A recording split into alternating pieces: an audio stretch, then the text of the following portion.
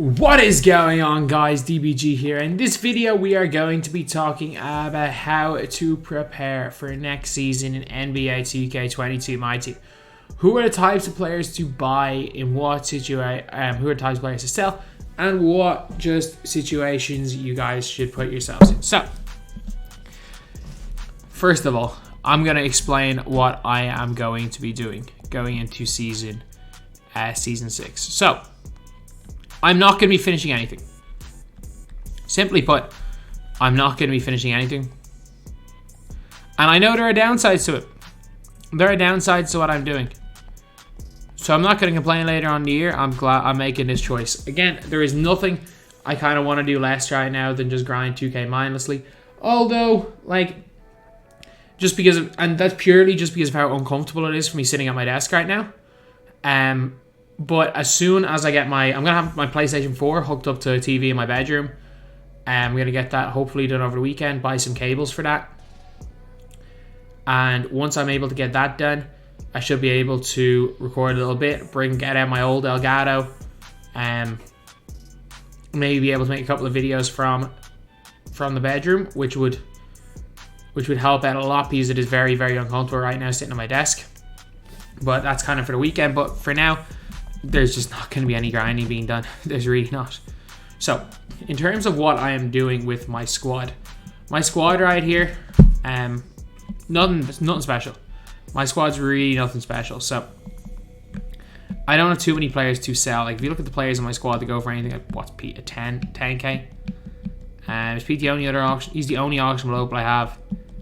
I got like LeBron, Pau, Jimmy. I got a good few auctionable pink diamonds. Got a couple of diamonds. So it's not like, I mean, absolutely crazy in terms of auctionable cards. And like my team really, Chauncey Billups should not be in there. Should be Pistol Pete. I think my team's okay. I mean, I'm on next gen, so I just need Luka Doncic. But there's one position I'm really struggling in my opinion. And that is the center position. So you might be saying power forward for Pat Burke, but like literally I'm just running Pat Burke because he's Pat Burke. I don't really care about winning. So the reason why I'm not really touching my centers is because I'm waiting. I'm waiting to get the Dark Matter reward, and I'm waiting to spend my 1,000 tokens on Dikembe Mutombo. So if you guys are someone who has like a Kareem in your squad, like a Ewing, maybe not Kareem, because I think Kareem still would be best, but say if you have a Ewing, or say if you've already locked in Gilmore and you've got Kareem. Like, for me, I'd say maybe it's probably the time to sell Kareem. Because you can sell Kareem, buy Mutombo, and you have 2 reward cards at center. You've saved quite a lot of MT, and I have a feeling Mutombo is going to be at least as good as Kareem. So, we're at least comparable. It all really depends on what your MT total is. Like, if you're struggling for MT and you have Kareem, you can probably sell him and get Mutombo. So, I'm not really selling anybody because I don't have anybody of note. Like, if you look again at my collection, right here, like, what does Pete sell for?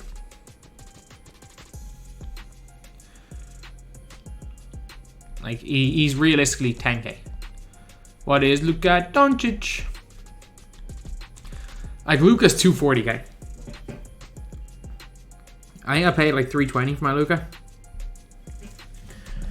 But like, for me, there's no difference. No matter what Luka you get, there's no difference. They all play the exact same.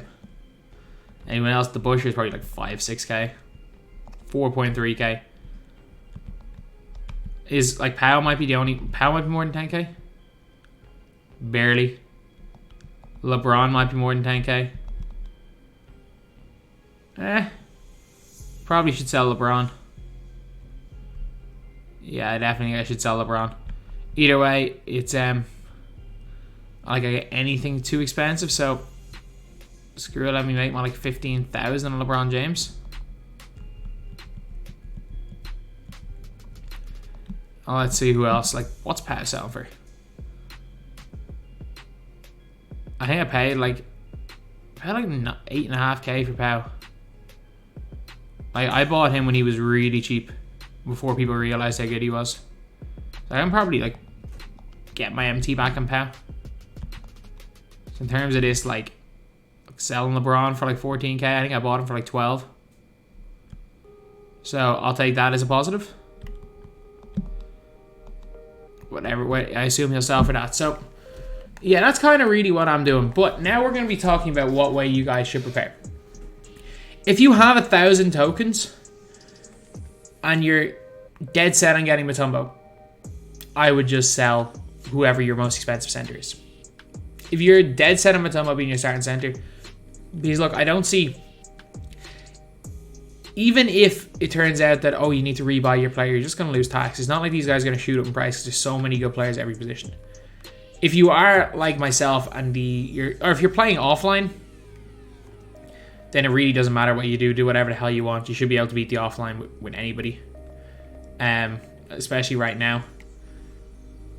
If you guys are someone that wants to get Vince Carter, then you still have time. It depends on how much you've done for how much time you've left. If you have completed De'Aaron Fox, you have time. If you do not have De'Aaron Fox, or you're not close to completing De'Aaron Fox, you do not have time. So there is no point wasting your time trying to get De'Aaron Fox if you haven't yet. If you want to get Weber and Ralph Sampson, you have time. You have time to get both of those cards right now. I honestly have time to get Weber. If I had more time to play unlimited, or if I could figure out a way to sit in a more comfortable position, I 100% would finish out Weber. But again, I don't really want Weber. Like, for me, Psycho T is going to offer me more than Weber does. But again, that is just me. If you are someone who is planning on playing clutch time next season for James Worthy, which is going to be me, focus just on your starting five. Like, if you're not going straight into unlimited, if you do not plan on going straight into unlimited, you do not need a bench right now. You really don't. Just use your bench as like just some cheap players. You don't need a bench right now if you're not planning to go straight away into unlimited, because while the prices are potentially lower today than they are going to be tomorrow, we just don't know what set's coming out. Like, if something like the Power Within set, do we not remember how good Power Within set was last year? Last time with Cade Cunningham and those guys, that was the best set we'd ever had. So they give us another set like that, and last year's season 6 started off Radioactive, which was a god tier set, and the market tanked after that. So you just never know. If we get a bad set, bad promo like Maxed Out from season 3, prices are going to skyrocket. We get a great promo, prices are going to drop. So for me, I would sell. I'd keep my starting 5 if I'm just playing clutch time. I'd keep my clutch time 5, and then I would just sell the bench. Get your money, sell your bench, and worst case scenario, by the time you get 100 wins in clutch time, you're taking a week for the season.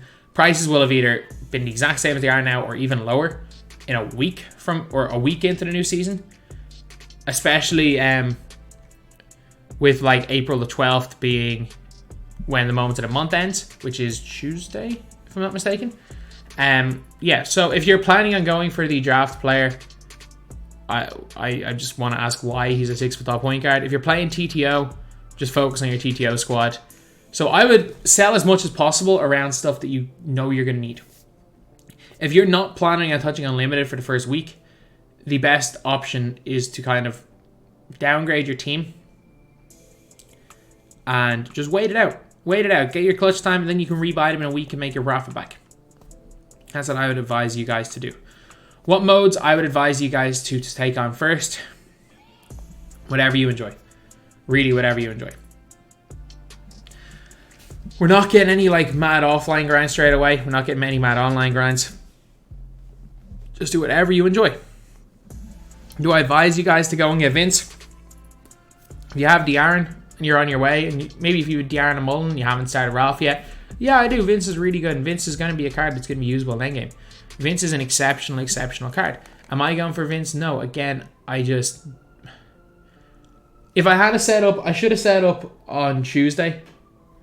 When I got home from the hospital, I should have set up my PlayStation, got my cable sorted, because I just noticed I do have a power cable for a PS4 right beside me, a spare one.